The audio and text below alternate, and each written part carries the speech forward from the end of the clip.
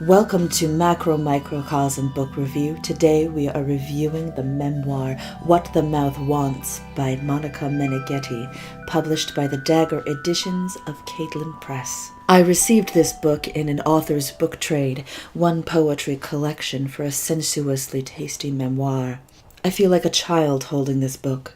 Here is an author who waited, who held back until the moment of critical mass before she pressed send on the query for publication. She waited until she had gravity on her side. I am struck dumb.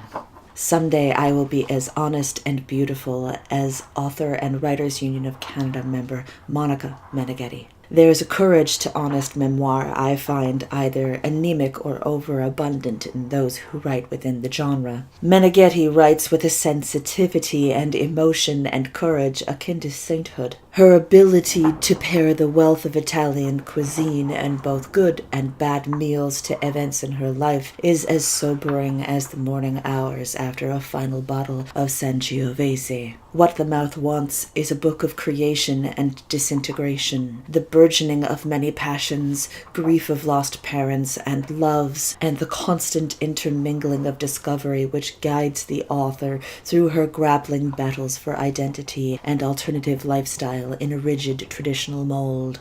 I see this as a totem for future generations of young, queer, and alternative-minded souls searching for a path to find their way. A constant rectification of where we were and the future becoming. Meneghetti's prose is as luscious as a fine meal cooked by the loving hands of Nonna in celebration of great events. It is sometimes hard, a sip of heavy tannins in an abrupt wine, then as rich again as pesto and Parmigiano Reggiano on the mouth. That mouth which knows what it wants decades after its initial discoveries. I have no recourse but to quote a section from What the Mouth Wants on page 126 and 127 to entice your desire for this particular repast. In the 18th century, the serenata was invented to teach songbirds how to sing melodies. It was a small, hand-cranked mechanical organ resembling a pasta machine. My father's attempts to make me conform were just as absurd and futile as this ancient instrument. With each crank of the handle, he tried to make something uniform and predictable out of my diverse, adventurous nature. But his rigidity only entrenched my nascent eccentricity. Still, he did succeed in teaching me that my natural song was somehow wrong. I struggled to sing the proper tune for many years before I finally made sense of myself and found a way to live with integrity. When making pasta, there are always casualties along the way. When a tortellino isn't perfect, when the pasta tears or the filling squishes out the point,